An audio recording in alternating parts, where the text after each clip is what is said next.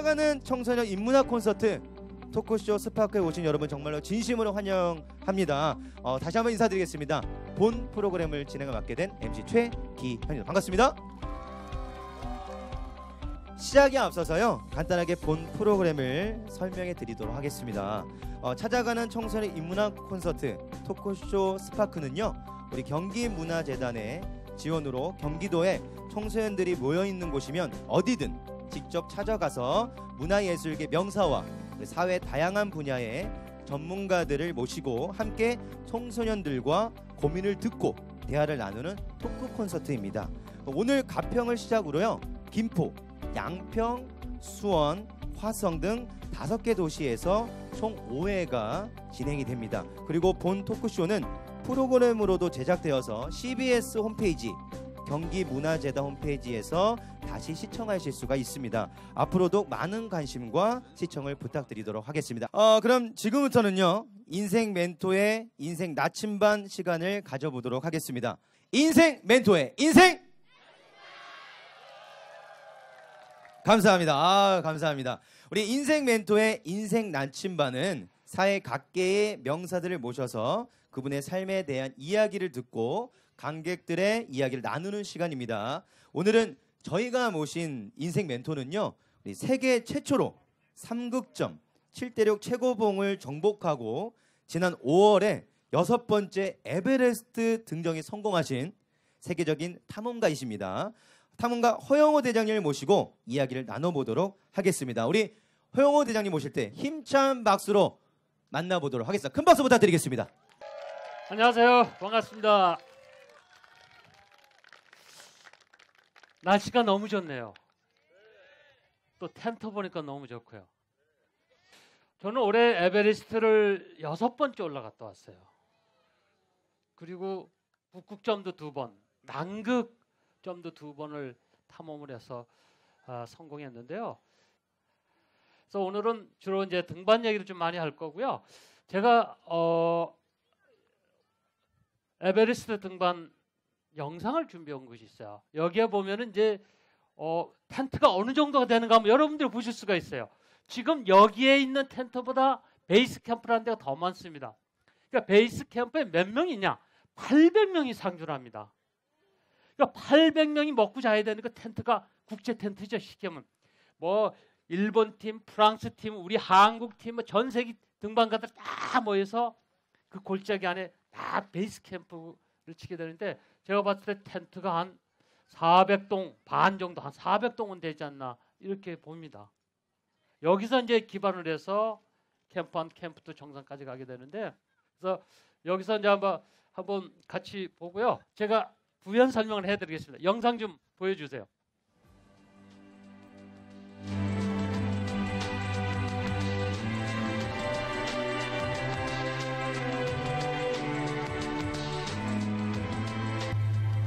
이제 경비행기를 타고 한 30분 정도 비행을 하면 산골짜기에 작은 비행장이 있습니다. 루프라 비행장이죠.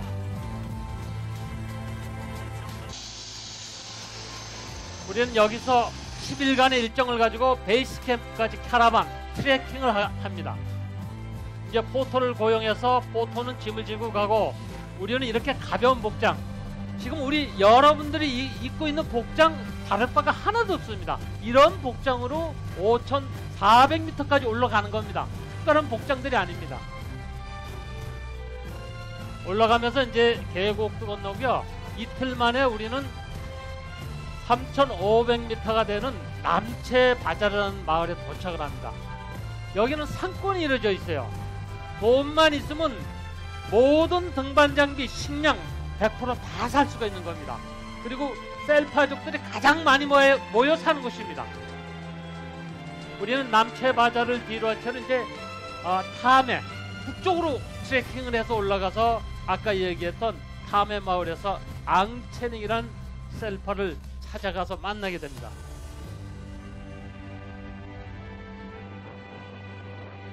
이게 탐해 마을의 모습들이게 집이 많지 않습니다.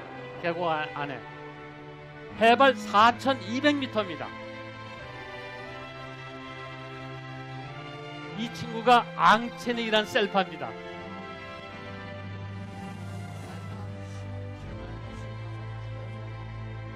30년 만에 사고 나고 30년 만에 처음 만났고요. 이 친구한테 당시에 사고가 나서 치료비를 우리가 다 지원을 해줬습니다. 그래서 고맙다는 이야기를 들었어요. 자기 이렇게 치료를 해줘서 자 이렇게 손이 나았다고. 우리는 이제 렌조라 패스라는 데로 올라가는데요. 4200에서 4500, 4900m에서 오늘 하룻밤을 자게 됩니다.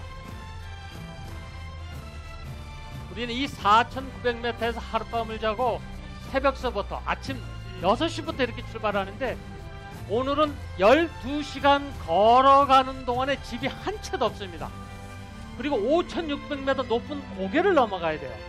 그래서 이렇게 새벽서부터 일찍 서둘러서 5600m로 향하는 모습들이고요. 올라가다가 더우면은 자켓 벗고 또 추우면 자켓 입고 이렇게 반복적으로 자기 체온을 유지하면서 5600m로 올라갑니다. 이 너덜지대를 올라가면은 렌조라 패스라고 하는 5600m 고개가 나타나는데요. 여기가 5600m입니다. 제 눈앞에는 8000m 봉우리가 5개가 보입니다. 코앞에 에베레스트 산이 보이고요. 초유 보이고 마카로 보이고 로체봉 보이고 8000m 봉우리가 이렇게 쫙 한눈에 보입니다. 우리는 고교 호수라는 데를 내려가게 되죠. 여기까지 내려오는데 12시간 만에 고교 호수에 오게 되고요. 이 아름다운 호수 옆에는 먹고 잘 수 있는 숙박시설이 되어 있어요. 이렇게 숙박시설 잘 되어 있습니다. 우리는 고교 호수를 떠나서 3일 동안 더 걸어서 베이스 캠프에 들어가게 되는데 지금 베이스 캠프 입구입니다. 여기서 우리 텐트 있는 데까지 가는데 어느 정도 걸리냐? 1시간 올라가야 됩니다. 텐트가 보이는데 1시간 정도 올라가면 저희 텐트들이 있고요. 여기서 이제 차 한잔하고 앞으로 계획을 이야기를 합니다. 이렇게 국제 캠프입니다. 우리는 날짜를 정해서 제사, 꾸자라 부릅니다. 꾸자 제사를 지나게 되는데 이 제사는 스님들이 오셔서 2시간 내지 3시간 정도 제사를 진행을 합니다. 제사가 끝나면은 차려놓은 음식과 술을 같이 나눠 마시고요. 그 다음날서부터 본격적인 에베레스트 등반 시작이 되는 겁니다. 지금 아이스폴 하단부 베이스에 출발하면 완만하게 시작해서 바로 급경사, 빙벽, 암벽, 크레바스들이 나타납니다. 우리는 20일 정도의 고산 적응을 하고 이제 마지막 최종 정상 공격을 하기 위해서 주방에서는 맛있는 음식을 새벽서부터 만들고요. 우리는 식사를 끝내고 새벽서부터 에베레스트 정상을 향한 제1캠프로 향한 등반이 시작이 됩니다. 올라가면서 고정된 로프를 잡고 빙벽 올라가고 또 고정된 사다리를 건너서 크레바스를 건너서 조금씩 고도를 높여 나갑니다. 이게 크레바스입니다. 또 빙벽에 올라가기도 하고요. 사다리 타고. 이러한 사다리가 전체적으로 100개 정도가 설치가 되어 있습니다. 날이 밝아오기 시작합니다.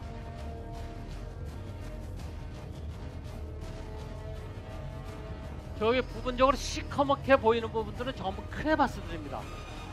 크레바스는 위험하기 때문에 우리는 크레바스를 피해서 지그재그로 안전하게 고정 로프들이 설치가 되어 있어요. 우리는 고정 로프를 잡고 안전하게 제1캠프로 올라가는 모습들입니다. 올라가는데 이렇게 긴 사다리가 5개도 연결되어 있습니다. 굉장히 높습니다.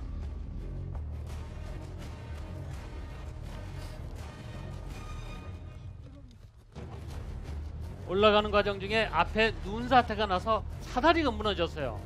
그래서 2시간 정도 제자리에서 기다리면은 셀파 가이드가 빠른 속도로 로프를 다시 고정을 합니다. 그래서 다시 이렇게 제1캠프로 등반을 재개해서 올라가는 모습들입니다.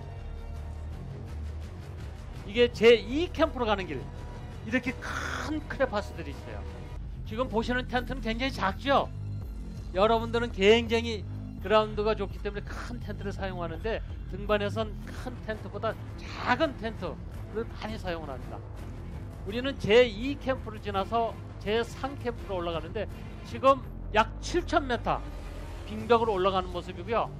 하루 종일 매달려서 7,300m 제3 캠프까지 주마링하면서 이렇게 올라가게 됩니다.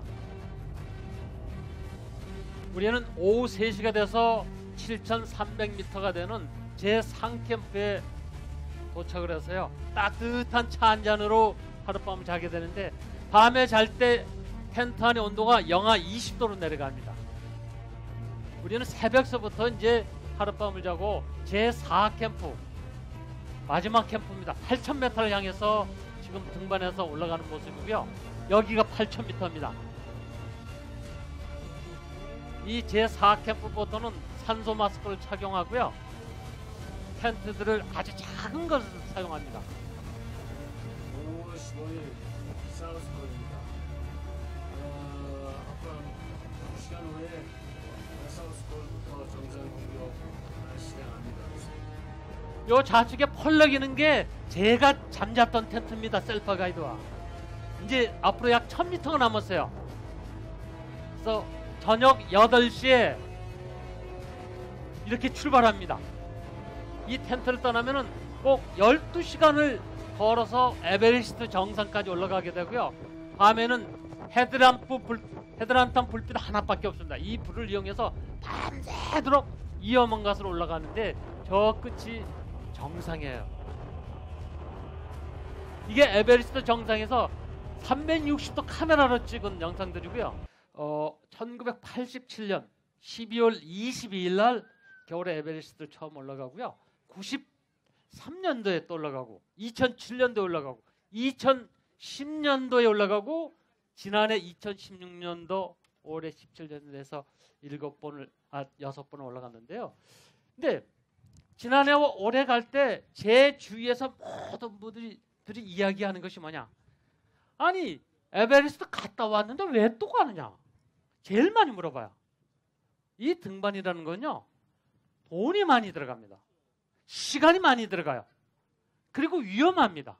다치고 죽을 수가 있어요. 그러니까 뭐 4번 갔다 왔는데 사람들이 왜 잠깐 가냐? 당연히 그러죠. 근데 매번 갈 때마다 목적이 있습니다.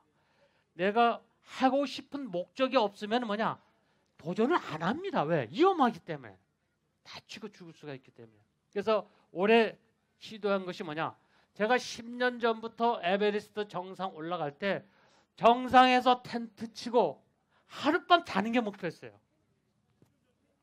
근데 갈 때마다 제가 혼자 가는 게 아니고 대원들하고 같이 움직이고 정상 하다 보니까 제가 욕심을 부릴 수가 없잖아요. 야, 나 잘 거야? 그래서 못 잤어요. 갈 때마다 준비를 해갑니다. 텐트를 작은 거를 정상에 자려고. 이게 지난해도 정상에 올라가서 침낭 텐트 다 가져갔죠. 딱 정상에 올라가서 텐트 딱 셀프 야 치자니까 날아가서 죽는데 왜? 제가 걸어가지 못할 정도로 강한 바람이 불었거든요. 그래서 이제 셀파 말을 듣고 내려왔어요. 올해도 또 이제 베이스 캠프에 가서 우리 가이드를 불러가지고 야 너하고 나하고 약속하는데 아무한테도 얘기하지 말아라. 마지막 캠프까지 가서 날씨하고 컨디션이 좋으면 정상에 잘 거고 그러지 않으면 안 잔다. 근데 마지막 캠프에 올라간 날 제가 컨디션 좋았어요. 같이 간 우리 셀파 가이드도 컨디션이 좋죠. 그러니까 야 날씨 이 정도면 텐트 칠 수 있겠다. 야 내일 정상에서 텐트 치자. 뭐가 문제가 되느냐? 산소가 더 가야 돼요. 지금 지급받는 산소 가지고는 정상 갔다 오는 양밖에 안 돼요. 그래서 이제 그러면 베이스 캠프에 무전하라. 이 친구가 베이스 캠프에 무전 연락을 합니다. 그러니까 베이스 캠프 우리 에이전시 매니저가 아니 산소를 줬는데 왜 또 달라 그러냐 이거죠. 그러니까 이유를 댈 거 아니에요. 근데 이 친구가 얘기를 했어요. 이 사부가 에베레스트 꼭대기에서 텐트 치고 하룻밤 잔다 그래서 산소가 더 필요하다 이거야. 그러니까 10분 있다 무전 연락이 옵니다. 오케이 산소 가져가래. 산소 가져가려면 뭐냐? 또 저다들 셀파가 또 필요한 겁니다. 2명이. 이게 막 그냥 되는 게 아니거든요. 그러니까 셀파 2명을 또 얘기를 해서 짐을 더 가져가고 그러니까 21일 날이죠. 5월 21일 날 아침 6시 반에 에베레스트 정상에 올라섰어요. 그리고 7시경이 텐트 쳤습니다. 제가 이 등반에서 또 굉장히 중요시 여기는 것은 제 시계에는 심박수가 나와요. 맥박이. 맥박이 산소 마스크를 쓰고 에베레스트 정상에 올라가면 110회가 뜹니다. 근데 이 내 심박이 130회가 넘어가면은 미련 없이 내려가야 되거든요. 왜? 여기서 버텼다가는 못 내려갑니다. 그래서 계속 맥박을 봅니다. 근데 2시간 정도 텐트 안에서 시간이 지나가니까 발이 시리기 시작해요. 발이 시리기 시작하니까 뭐냐? 마음의 변화가 생겨요. 아, 이거 동상 걸리는데, 잘못하면 잘리는데, 이게 계속 이게 머리 떠나질 않습니다. 다치면 안 된다는 생각에. 근데 맥박이 120에 올라가고 130회 가까이 올라가는데 4시간 정도 딱 되니까 맥박이 130회 올라가고 아마 머릿속에 발은 자꾸 차오지 걱정하죠. 그래서 제가 딱 4시간 동안 버티고 우리 셀프 야! 스탑! 스탑으로 내려간다. 얘가 이렇게 찍어집니다. 왜? 이게 텐트 치고 자고 내려가는데 지도 걱정인데 내려간다는데 철수한다니까. 그래서 에베레스트 꼭대기에서 4시간 동안 제가 텐트를 쳤는데요. 이게 왜 제가 에베레스트 꼭대기에서 하룻밤 잘라 그러냐면 에베레스트 꼭대기에서 잔 사람이 없어요. 그렇게 많이 올라갔는데. 왜? 죽을까 봐. 근데 꼭 해보고 싶었거든요. 이런 행위가 하룻밤을. 근데 제가 에베레스트 꼭대기 오래서 딱 느낀 것이 내 인생에 나는 더 이상 에베레스트 꼭대기에서 자면 안 된다. 제가 젊었으면 모르겠어요. 딱 이게 여기서 제가 더 욕심부렸다가 나는 죽는다, 못 내려간다. 근데 에베레스트 꼭대기에서 4시간을 있었던 것도 세계적인 기록입니다. 그래서 제가 1800km를 99일 만에 걸어서 성공을 했어요. 목욕 한 번도 안 했어요. 하여튼 일단 제 얘기 모두 마치고요. 여러분 즐거운 시간 되시길 바라겠습니다. 네, 다시 한번 뜨거운 박수 부탁드리겠습니다. 처음에 올라오셨을 때 날씨 좋다라고 말씀하셨잖아요. 저희는 쌀쌀한데 하도 이렇게 영하에서 지내시다 보니까 들을 때 좋다, 당연히 좋으시겠죠, 그죠? 지금부터는요 강해주신 허영우 대장님과 함께 이야기를 나눠보는 시간을 갖도록 할 텐데요. 힘찬 목소리와 힘찬 박수 함성으로 시작해 보도록 하겠습니다. 우리끼리.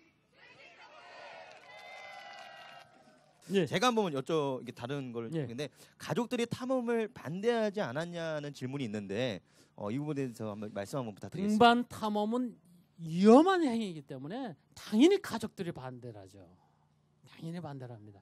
근데 원래 일을 시작할 때는 밖에서 일을 꾸며서 시작하니까 모르죠. 요게 시간 조금 지나면 바쁘고 서류 들고 다니는 거 보면 딱 알잖아요.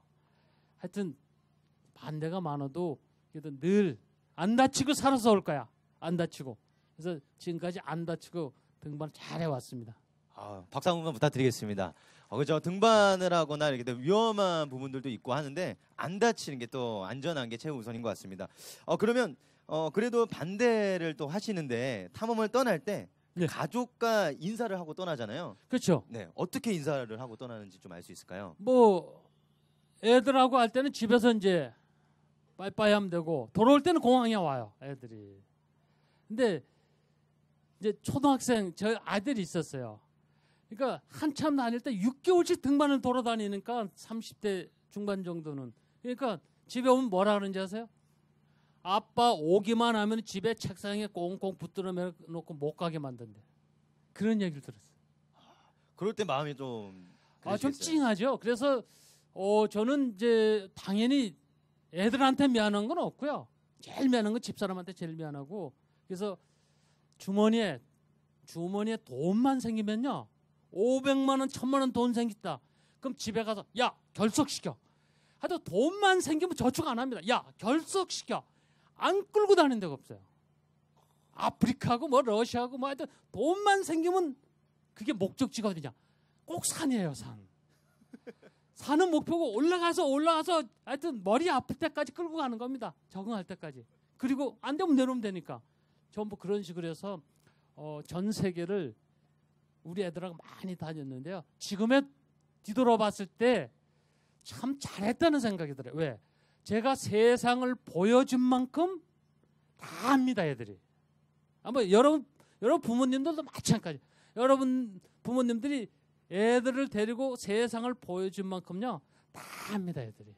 그게 아마 가장 좋은 방법이 아닌가 생각합니다. 네, 자녀분들도 뭐 그런 마음을 충분히 이해하고 계실 거라고 봅니다. 가족들에게 고마운 점이 또 있다면 어떤 부분이 가장 고맙고 감사할까요? 가족의 고마운 거 집에 들어오면 신나는 거죠. 가족도 눈앞에 다 보이고. 근데 떠나면은 2달간 3달간 베이스 캠프 있고 등반 계속하고 탐험할 때는요 항상 그놈도 잘 있나?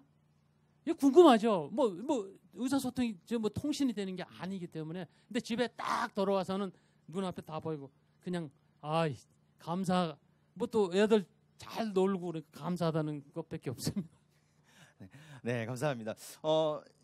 제가 고른 질문 중에서 마지막 질문이고 나머지는 이제 골라주시면 좋을 것 같은데 탐험 중에 내가 죽었구나라고 생각이 들었던 곳은 어디냐고 이렇게 또 질문을 적어주셨습니다. 지금까지 저는 죽었구나가 딱 4번 있었어요. 35년 전 82년이죠. 제가 29살 때 세계에서 5번째 높은 마카로라는 봉우리를 셀파와 올라가서 정상 서서 하산하고 한 시간 정도밖에 안 됐어요. 셀파가 추락해서 같이 로프로 묶여 있기 때문에 저도 추락했는데 한 200m 날아갔는데요. 빙벽이 날아갔는데 죽는 줄 알았어요. 안 죽고 살아났어요. 그 다음서부터는 못 걸어갑니다. 일어나서 불안해가지고.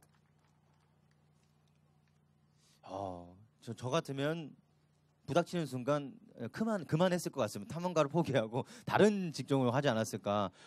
그런 용기와 이런 인내 끈기도 대단한 것 같습니다. 우리 허 대장님께서 네. 질문 한 가지만 더 예. 여기도 질문 좀 있거든요. 한 번만 하나 더 골라주세요. 마지막 한 가지만 또 시간상 더 해드리고 싶은데 탐험을 멈추고 싶다고 생각이 들었던 때는 이 탐험을 시작할 때요. 아까 1800km 간다 그랬죠.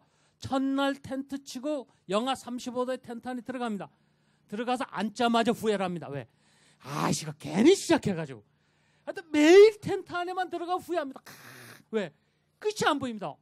180km 끌고 하루에 2km, 3km씩 전진하는데 참 환장합니다. 12시간 걸어갔는데 뭐 2km, 3km밖에 못 갔죠.